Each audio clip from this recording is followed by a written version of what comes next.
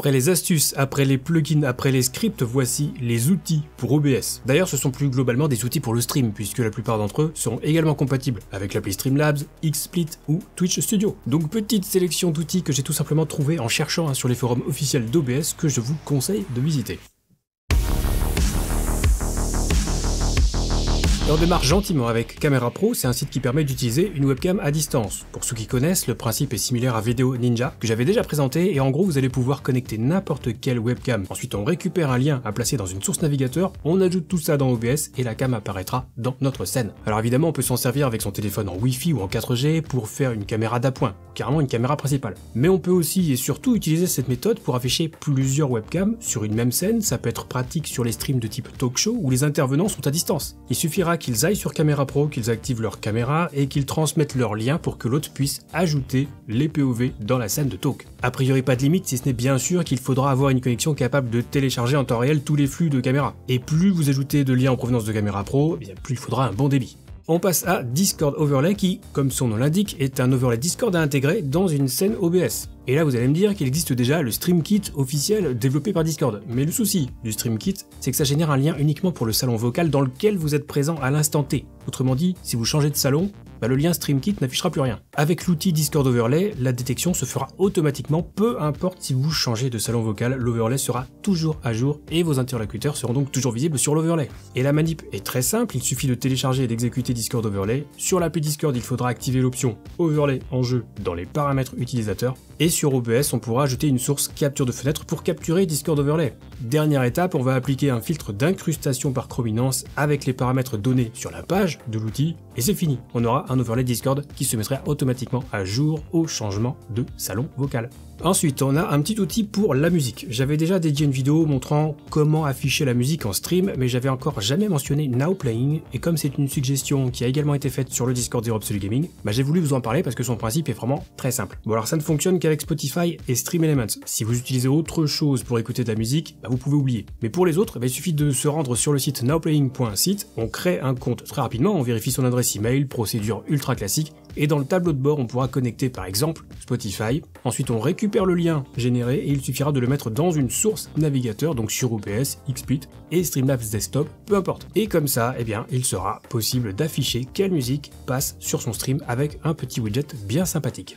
Alors je rappelle que si vous comptez utiliser de la musique sous copyright, en fait, vraiment vous devriez oublier parce qu'il y a toujours un risque de prendre un strike DMCA s'il y a un bot qui passe dans le coin et qui scanne une de vos VOD. Après, il existe toujours la méthode pour supprimer la musique des VOD Twitch. Ça marche encore, mais ça protège pas à 100%, parce qu'il suffit qu'il y ait un ayant droit qui passe sur votre live au moment où une musique sous copyright est jouée, pour faire juste un signalement et vous serez strike quand même.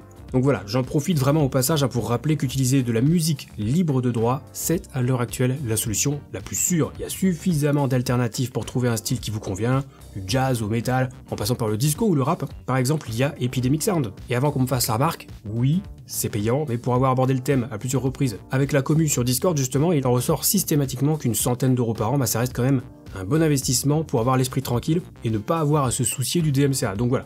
Je vous laisserai mon lien affilié vers Epidemic Sound dans la description. À bon entendeur. Allez, on continue avec OBS Notifier. Là, c'est vraiment un petit outil, pas forcément indispensable, mais je l'ai trouvé plutôt bien fichu. Ça permet d'afficher des notifications d'OBS sur votre bureau Windows, un peu à la façon des notifications système ou des notifications GeForce, pour ceux qui utilisent une carte graphique Nvidia. D'ailleurs, le style par défaut pour les notifications est inspiré des notifs Nvidia. Mais donc voilà, c'est tout simplement ça. Alors ça fonctionne avec WebSocket 5, qui je le rappelle est intégré à OBS depuis la version 28, et donc pour le coup, cet outil ne fonctionnera qu'avec OBS. Mais une fois l'appli téléchargée, on fera simplement un petit réglage de WebSocket sur OBS, tout est expliqué dans le tuto rapide du développeur. Ensuite on exécute OBS Notifier, on rentre les données de WebSocket et c'est tout. Maintenant on pourra avoir des belles notifications à chaque action effectuée sur OBS et je trouve ça vraiment sympa. Donc encore une fois, pas indispensable, mais sympa. Un autre outil sympa, c'est un plugin, il n'est pas nouveau mais il est mis à jour très régulièrement, c'est le plugin Own2 Pro, qui sponsorise cette vidéo. Ce plugin permet d'installer des overlays des alertes en 3 clics, de base il y a 5 thèmes gratuits, et si vous êtes du genre à vouloir changer d'overlay en fonction de la saison, en fonction de votre jeu, pour Halloween ou pour Noël, et bien avec un abonnement premium, vous avez accès à plus de 1000 overlays et alertes, et vous pouvez absolument tout tester tant que votre abonnement est actif. Et avec le plugin Own2 Pro, vous avez également accès à un chatbot, une page de dons, des widgets de barre d'objectifs, 30 minutes de musique Epidemic Sound par jour. D'ailleurs à ce propos, il y a une option Epidemic Sound avec les abonnements premium qui vous donnera accès à toute la musique musique et les effets sonores libres de droit et puis des mixsounds. En ce moment, l'abonnement à l'année est à 50 € si vous utilisez le code promo TomTom, ça fait moins de 5 € par mois. Pour avoir accès à 1000 overlays et alertes, je pense qu'on a vu pire niveau rendement, bref. Si ça vous intéresse, vous trouverez mon lien affilié dans la description et n'oubliez pas, mon code promo, je dis ça c'est pour vous, ça fait quand même 50% en moins. Allez, on enchaîne avec OBS SceneQ, un outil incroyable qui va permettre de programmer l'ordre de passage des scènes. Alors là encore, ça nécessitera WebSocket, donc OBS uniquement, pas de Streamlabs ni de XSplit, et évidemment, ça sera pas utile à tout le monde. Si vous avez une scène de début de stream, une scène de discussion et une scène de jeu, aucun intérêt. Mais admettons que vous ayez préparé une émission complète, au pif, une émission d'humour diffusée sur Twitch en 2019 et qui s'appelait The Big Show. Bref, une émission avec beaucoup de scènes différentes et un ordre bien précis à respecter pour ces scènes. Alors OBS SceneQ est fait pour vous. Petite note importante, l'appli ne fonctionne pas avec WebSocket 5, qui est donc intégré à OBS désormais, donc il faudra installer la version 4.9.1 compat, comme spécifié sur la page dédiée du forum OBS. Ensuite on lance l'application, dans les settings on va entrer les données de WebSocket, la connexion avec OBS se fera toute seule et il ne restera plus qu'à organiser l'ordre des scènes comme on veut, et définir tout simplement une touche de raccourci pour passer à la scène suivante ou revenir à la scène précédente, et donc d'une simple pression de touche on pourra faire s'enchaîner les scènes dans l'ordre exact qu'on a défini et dérouler notre émission. Alors encore une fois, c'est pas pour tout le monde, mais pour ceux qui seront concernés, c'est vraiment ultra pratique. Ensuite, je vous présente Téléscore, un outil qui intéressera ceux qui veulent afficher des scores divers et variés, que ce soit pour des rencontres sportives, des quiz ou carrément des événements e-sport. L'outil se veut à la fois simple et très complet. Simple par son utilisation avec le glisser, déposer intuitif, et complet avec un nombre conséquent d'options, par exemple des compteurs pour les points et les scores divers, des comptes à rebours et autres timers, la possibilité d'intégrer des images, du texte et bien sûr des raccourcis clavier qu'on pourra associer à n'importe quel compteur ou autre fonctionnalité. Bref, c'est simple, efficace, donc je vais passer rapidement parce que je pense que tout est dit et les images parlent d'elles-mêmes. Notez simplement que l'outil est encore en bêta et que le support du Stream Deck est prévu, sachant que la dernière mise à jour date du 30 avril 2023, donc il y a moins de 2 semaines par rapport à la publication de cette vidéo. C'est plutôt encourageant. Et on termine avec Twitch Switch, dont le but est très simple, c'est changer automatiquement la catégorie dans laquelle vous streamez sur Twitch dès que vous changez de jeu. Alors c'est pratique pour les streamers qui changent beaucoup de jeux durant un stream. Combien de fois c'est arrivé qu'on oublie de changer de catégorie et on se retrouve en just chatting alors qu'on a lancé le jeu depuis 1 heure? Et non, ce n'est pas du tout du vécu. Pas du tout.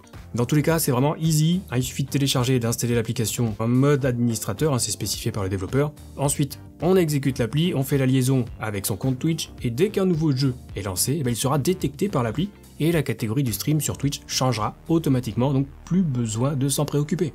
Bon, c'est toujours sympa de changer le titre si vous changez de jeu, mais bon, si jamais vous avez un titre, on va dire, allez, un peu universel, c'est quand même sympatoche. Et voilà donc pour cette petite sélection d'outils pour le stream, je précise à nouveau que je les ai trouvés sur les forums d'OBS, qui est une vraie mine d'or, donc je vous invite vraiment à aller explorer ces forums si vous avez un petit peu de temps. En attendant, je peux vous proposer de découvrir quelques scripts pour OBS dont le principe est un petit peu différent, mais qui sont tout aussi pratiques, voire la dernière vidéo en date, et nous on se retrouve très vite pour une prochaine vidéo, et d'ici là, bon stream.